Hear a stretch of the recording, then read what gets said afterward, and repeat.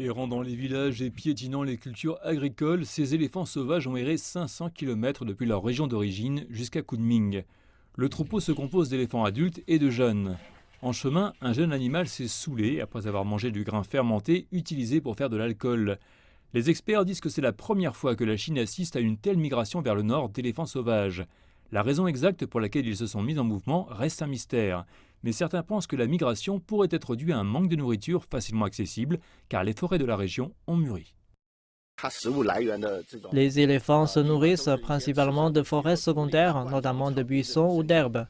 Avec une meilleure conservation, les forêts secondaires diminuent en fait, donc les éléphants ont moins de nourriture. Les éléphants d'Asie bénéficient du statut de protection de classe A en Chine, et la plupart d'entre eux se trouvent dans le Yunnan.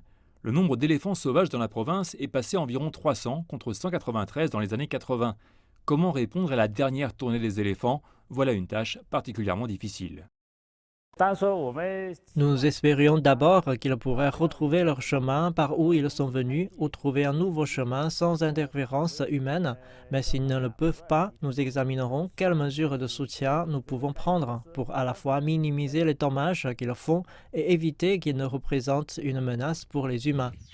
Les autorités ont déjà mobilisé des centaines de personnes et déployé des drones pour suivre le groupe. Ils ont également utilisé des fruits et légumes comme appât et mis en place des barrières pour empêcher les éléphants d'entrer dans les zones peuplées. Mis à part quelques dommages économiques, il n'y a pas eu de conflit majeur entre ce groupe d'éléphants et les humains. Et les autorités tiennent à ce qu'il en soit ainsi.